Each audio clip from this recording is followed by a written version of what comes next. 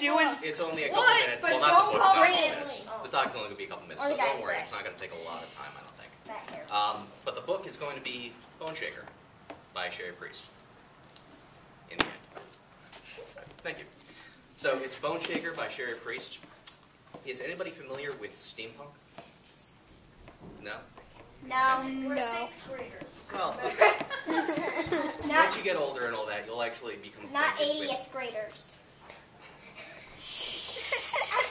You'll start to realize that there's actually a genre called steampunk. It's very, very cool. Very, very interesting. It takes a whole new technology into steam. Very, very cool. Most of it actually takes place in Victorian London, but this is actually Civil War, Seattle, Washington. Okay?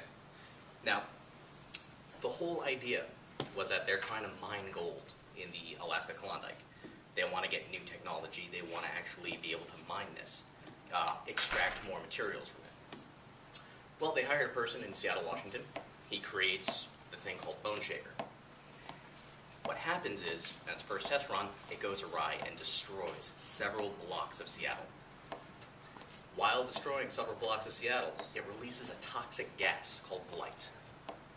Now, this blight, if any human being breathes it, they turn into the living dead. Cool. That's Very awesome. cool. What about puppies? So that means they'll look like This family. one.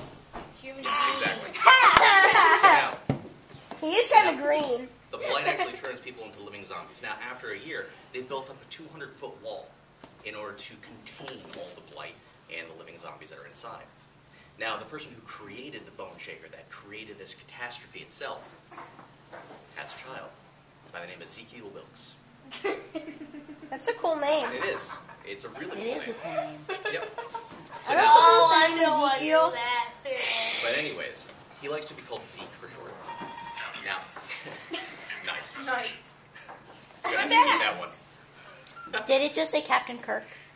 No, but it was Worf. Oh, So, wrong series. sorry. Anyways. Sorry.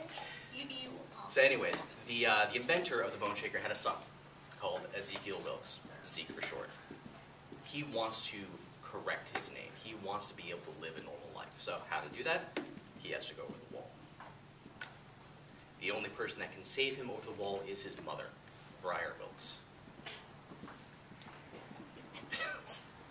Why are you laughing at all the names? The great thing about this story that really hooked me was when they got over the wall was the amount of action that was happening. Every single turn they had to worry about the blight, the gas that was around there. They had to wear masks the entire time.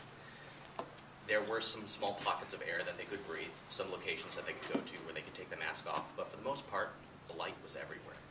You didn't want to be in the blight. Like I said, you turn into a zombie. Now, another thing that you might want to worry about are the zombies themselves. They roam the city streets, so you had to travel everywhere, underneath the ground, above buildings, through corridors. You couldn't really travel safely on the road. There's a third thing that you had to worry about too, the residents that were still living there. The ones that the blight didn't take, the people that were actually still human.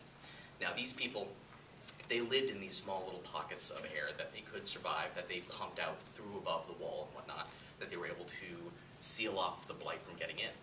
Now, they had their own little agenda.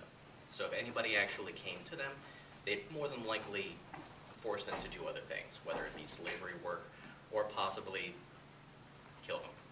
But for the most part, they didn't like outsiders coming in. It was their own town. They didn't want that. Some people helped the other people get them out before the others could actually get to them for their own little agenda. So, this book is completely action-packed. It's phenomenal reading, and I hope you do read it when you get older. You can probably pick it up now. Maybe a little bit too big for you, but you might want to try it. If not, you can certainly try another book called Leviathan. It's definitely about your age.